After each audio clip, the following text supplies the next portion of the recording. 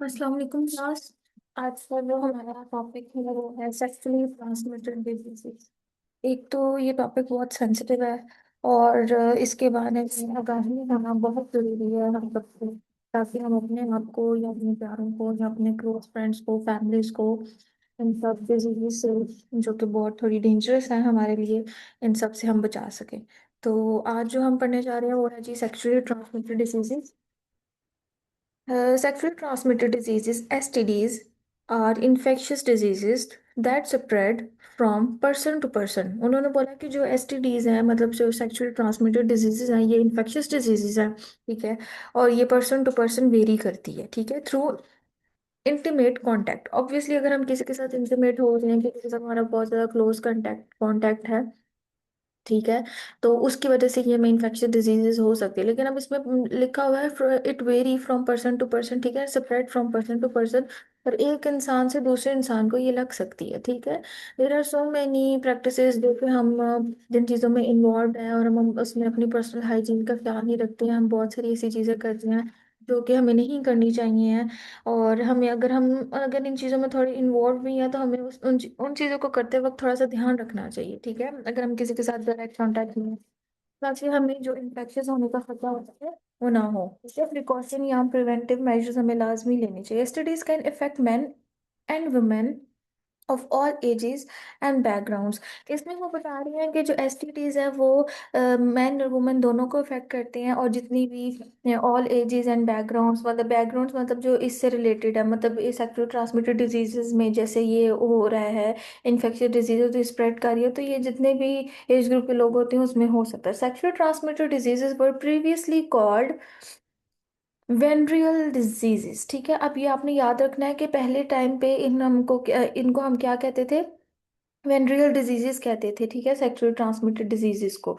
और in recent year the term sexual transmitted infections (STIs) has been preferred. और अब जो ज़माना नया ज़माना है, इसमें हम इसको STIs के नाम से जानते हैं, जिसका मतलब है sexually transmitted infections. And has been ये प्रेफर्ड किया गया है कि अब से यही चलेगा। The most some of the common STDs include, और जो कॉमन STDs हैं जो बहुत ज़्यादा कॉमन होती हैं, वो कौन कौन सी हैं? सिफिलिस है, गोनोरिया है, ह्यूमन इम्यूनोडेफिशिएंसी वायरस है जिसको हम बहुत ज़्यादा एक डेंजरस है, कैनकोरॉइड है, ह्यूमन लिम्फोग्रानोमा है, वेनड्रम है, डोनोरेसिस है, सॉरी डोनोविनोसिस है, एंड क्लामाइडिया है। The following selected STDs will be discuss below. अब ये सारे जितने भी हमने नाम पढ़े हैं इन सबको हमने नीचे वन बाय वन पढ़ना है, ठीक है। तो ये था कि जी एसटीडीज क्या है। ये जी एक सेक्सुअली ट्रांसमिटेड डिजीजेस हैं जो कि दोनों में हो सकते हैं, मर्द और औरत दोनों में हो सकते हैं। और पहले ज़माने में जो इसका नाम था, मतलब पिछले प्रीवियसली इसको इस नाम से जाना जाता था जिसको हम कहते हैं वेनरियल डिजीजेस, और अब से इसको जो नाम प्रेफर किया गया वो STIs कहा गया है, जिसको हम कहते हैं सेक्सुअल ट्रांसमिटेड इन्फेक्शंस। तो नीचे ये लिस्ट दे दी गई है जिसमें इन्होंने बताया कि ये कॉमन हमारे पास सेक्सुअल ट्रांसमिटेड डिजीजेज हैं, जिनके बारे में हम पढ़ते हैं। अब जो STDs हैं वो इन्फेक्शंस हैं जो इंटीमेट और सेक्सुअल कांटेक्ट से एक दूसरे तक हम फैलाते हैं, ठीक है। और ये मर्द और औरत दोनों में हो सकते हैं और हर एज ग्रुप में हो सकते हैं। और इसमें बस ये छोटी छोटी चीज़ें बताई हैं उन्होंने। इसके अलावा हम आगे अब हम अपना जो पैराग्राफ है उसको पढ़ने करते हैं, जिसमें उन्होंने बता दिया कि ये जनरल बात हो रही है। अभी हम किसी स्पेसिफिक टाइप को नहीं हम पढ़ रहे हैं, ये जस्ट जनरली बात हो रही है कि जो सेक्सुअल ट्रांसमिटेड डिजीज है अब उसके प्री डिस्पोजिंग जो फैक्टर्स हैं वो क्या हैं, ठीक है। तो उसमें आ जाती है जो हमारी age, highest rate of incidents are found between 20 to 24 years. जो हाईएस्ट इंसिडेंस है वो इस एज ग्रुप में बहुत ज़्यादा पाया जाता है, मतलब जो सेक्सुअली ट्रांसमिटेड डिजीजेज STDs हैं वो 20 से 24 साल के लोगों में ज़्यादा होता है। और दोनों मैन एंड वुमेन इसमें इन्वॉल्व होते हैं, मतलब वो दोनों को हो सकता है। Morbidity rate is higher in man than women. Morbidity cause by infection is more severe in women. अब उन्होंने बोला है कि मोर्बिडिटी रेट जो है वो मर्दों में ज़्यादा होता है औरतों की मुनासबत से, और लेकिन जो मॉर्बिडिटी लेकिन जो हो रही है इन्फेक्शन की वजह से वो ज़्यादा सिवियर है वुमेन में, ठीक है। मटेरियल स्टेटस इसमें क्या आ रहा है? It is more prevalent in divorced and separated persons and also singles. अब उन्होंने बोला है कि ये किन लोगों में ज़्यादा हो सकता है जो डिवोर्स सेपरेटेड पर्सन होते हैं या सिंगल्स होते हैं, सोशियो इकोनॉमिक इसका स्टेटस क्या है, जो भी लो सोशियो इकोनॉमिक कंडीशंस होती हैं, ठीक है, उसमें ये ज़्यादा हो सकता है। सोशल फैक्टर्स, क्योंकि उनके पास हाइजीन, मतलब हाइजीन तो हम लो सोशियो इकोनॉमिक स्टेटस में भी मेंटेन कर सकते हैं, पर लेकिन एजुकेशन की कमी की होने की वजह से बहुत सारे लोग हैं जो कि उन चीज़ों को फॉलो नहीं करते हैं।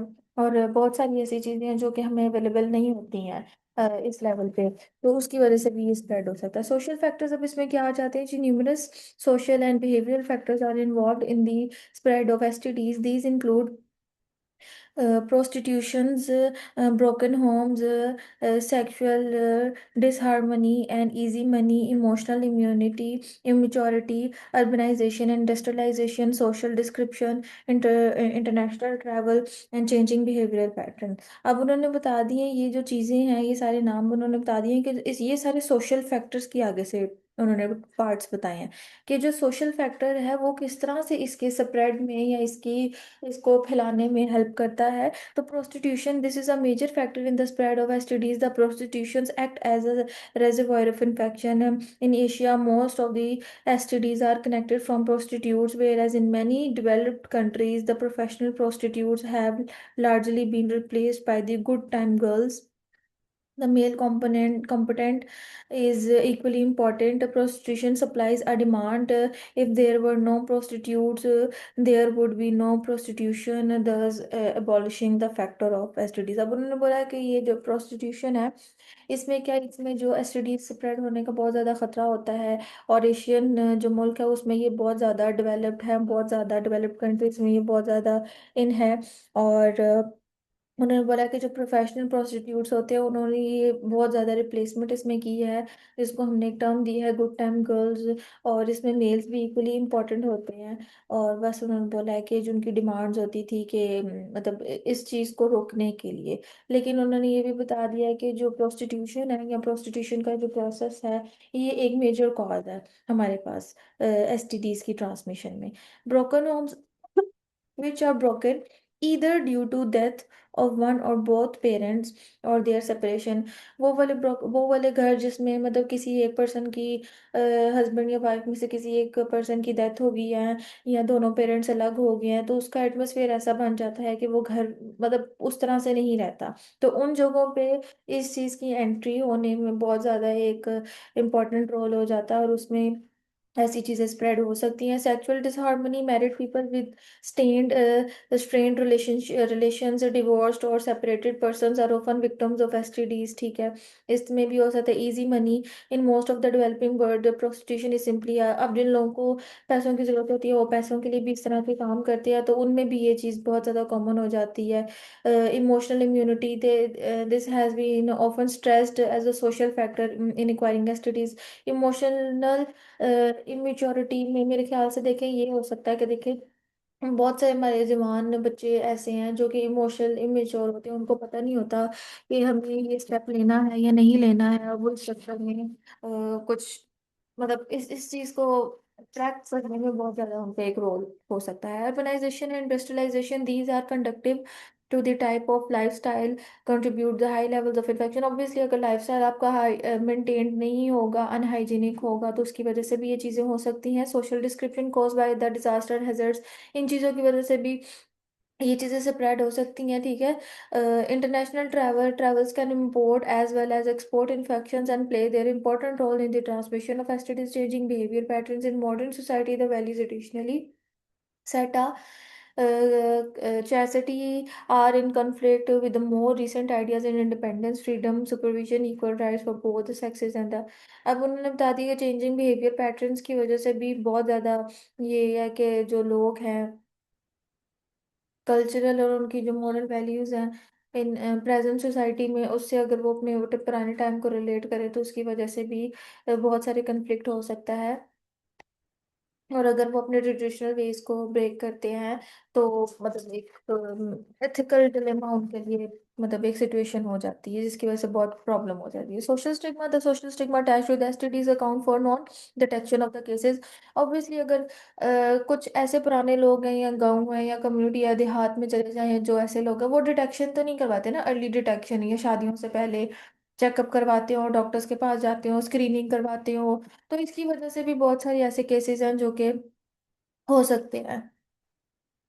Alcoholism, the fact of alcoholism, the fact of alcohol seems to be more indirect than direct. Alcohol may encourage prostitution and prostitution may boost. Obviously, alcoholism बहुत कॉमन, अगर अल्कोहल पियेंगे तो ऑब्वियसली आपका एक वो इमोशनल स्टेबिलिटी आप खो देते हैं, और उसकी वजह से प्रोस्टिट्यूशंस और इस चीज़ में एक्टिविटीज़ में आप इन्वॉल्व हो जाते हैं, तो वो इस चीज़ में मतलब एक अहम किरदार अदा कर सकते हैं।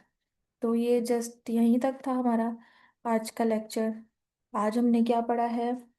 हमने सेक्सुअली ट्रांसमिटेड डिजीजेस पढ़ी हैं, और आपके डिस्पोजिंग फैक्टर्स पढ़े हैं कि किस एज में कहाँ कहाँ पे ये इफेक्ट कर सकता है। फिर हमने सोशल फैक्टर पढ़ा, सोशल फैक्टर की भी आगे से टाइप्स पढ़ी। So that's it for today. हम नेक्स्ट लेक्चर में सिफिलिस के बारे में पढ़ेंगे। ये एक टाइप है जिसमें सेक्सुअली ट्रांसमिटेड डिजीजेस की टाइप है। इसकी ट्रांसमिशन पढ़ेंगे, इसका कॉजेटिव एजेंट पढ़ेंगे, इसकी स्टेजेस हैं, primary, secondary, latent stage, tertiary, late stage है, देन प्रिवेंटिव मेजर्स हैं कुछ इसके। सो इसी तरह आगे भी हमारी कुछ टाइप्स हैं, उनके बारे में भी पढ़ेंगे। So that's all for today. If you have any question do let me know.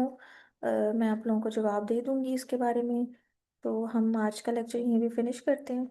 I hope आपको समझ आया होगा। अल्लाह हाफिज़।